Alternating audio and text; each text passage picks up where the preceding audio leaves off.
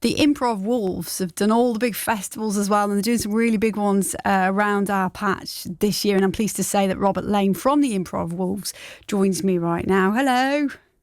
Hi, Liz. How you doing? Hello, I'm good, thank you. How do you do what you do? That is just so, it must be so nerve-wracking. There must be some prep involved.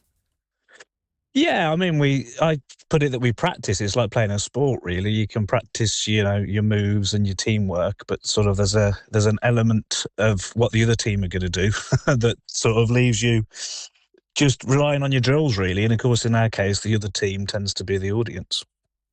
And so, what exactly happens in a show? If we came to see you live, for example, at the Rick Mayall Festival or the Beardy Folk Festival in Shropshire this June, what sort of things will we see? Well, we do a few different things, really. Some of the stuff we do is what we call short form improv, and that's a lot of sort of games and scenes where we're creating characters and stories and sometimes songs based from audience suggestions. And some of those will be a few scenes linked together to tell a story. And then sometimes there'll be the improv games that people might remember from things like Whose Line Is It Anyway? And we also do stuff where the audience knows stuff that some of the performers don't know, and we've got to try and work out. The objective of the game is for us to work out is what the audience have suggested beforehand when we weren't in the room, if that makes any sense. But yeah, it's creating those characters and scenes. They're live in the room. So it's a difficult thing to describe, really, because from show to show, we never actually know what's going to happen. Okay, Cale, who's working on the show with me, who I think you've just spoken to, Cale's a big fan. He says, Improv Wolves are brilliant. Do you get regulars who come to your gigs, and when you see them, maybe in some cases you're thinking, oh no, it's them, what are they going to throw at us this time? It's such an interesting thing with improv because it's this underground thing that not loads of people know about, but then there's lots of people who like it. So it's interesting. Whenever we do a show, we always kind of say, who's seen an improv show before? And a certain amount of people cheer.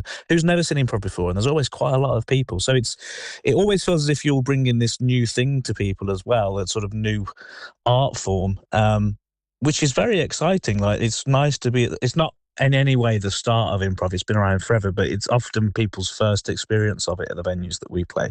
So that's really good fun to be able to do that and sort of break people into a new way of doing things. And also, like, for our point of view, the audience is part of the show as well. So we don't get people up on stage and embarrass people or anything like that, but their suggestions lead the show in a lot of ways. And that's, as an audience member who loves watching improv as well, I always find that really exciting because we're part of what's happening too.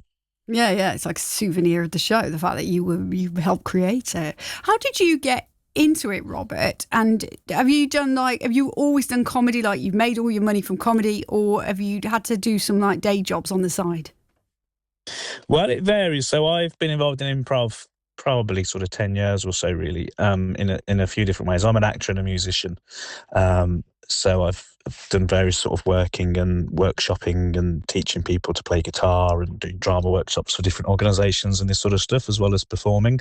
And then the other people in Improv Wolves, we've got Lawrence, who's also an actor, Lee, who's a teacher, drama teacher, and Emma, who's a doctor. So it's quite a wide combination of professions and things that people do. And then in the wider improv circuit, it really does take all sorts, really. And that's great, because you want on stage there to be different. We do a lot of what I sort of think of as following the obvious, but your obvious is not the same as someone else's obvious, because we're making stuff up in the moment there. And everyone has different life experiences and different things that are happening to them in the world at the moment. So the thing that's obvious to go to next in your head could be completely different from me. And therefore that makes interesting shows. And adding the audience element into it as well, that diversity, I think, is what keeps it sort of fresh and exciting. And the workshops that you're doing as well at some of the festivals, what happens in those? Yeah, so the Rick Mayall Festival, which is in Droitwich Spa, Emma and I, Dr. Emma and I are running a workshop called Creativity from Nothing the morning. So it's on the 5th of June and the Improv Wolves have a show in the evening, but in the morning we're doing this workshop, which is about really using some of our skills and stuff that we've learned from doing improv, but how we use it in our day-to-day lives.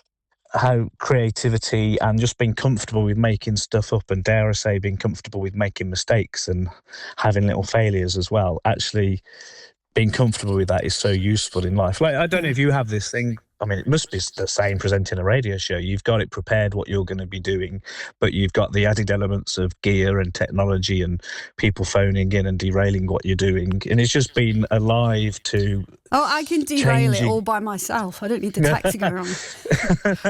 Well, exactly like you. Why have I said that? I find it when you're having a conversation with someone just in day-to-day life, there'll be this part of you thinking, did I really just say that? Did they hear what I just said? I've made a complete fool of myself. You have listened to my shows. I've certainly listened to some of the stuff I've done back in the past. But it happens the opposite way as well. You can be convinced, say, in an improv show that oh, mate, that was a mistake. That wasn't too good. Yeah. That moment when we weren't sure what was going to happen lasted, 3 hours. But then you watch it back and it's 30 seconds and it was fine. It's such an interesting thing. So I find it so useful in life anyway. I say just being comfortable with that. Not sure what's going to happen and something might go wrong, but we all survive and learn from it. So, yeah, part of being the workshops is part of creativity from nothing and also just being comfortable with failure, really, as well. And certainly is it Emma, did you say, the doctor of the group? I know a lot of doctors who do something like this on the side, actually. But certainly for Emma, that's where you want her to make her mistakes when she's doing this job, really. Well, definitely. I suppose airline pilot making mistakes might be a slightly different, have different connotations for it. But even then, that is literally where you learn things from. The line I come out with, we all survived, I guess, in some jobs that might not be the case. But then, some of the best things that get invented come from people not quite achieving what they were trying to do, I suppose. So it's being aware of that and being open to it, I think, is quite useful. Yeah, that's a really nice thought to leave it on. Robert, lovely to chat to you. Thank you so much. That's Robert Lane from the Improv Wolves comedy improvisation group. As I mentioned, the Beardy Folk Festival in Shropshire this June, the Rickmail Comedy Festival as well on the 5th of June, doing loads of them this year. So if you can get along, you will literally be part of the show. You could be.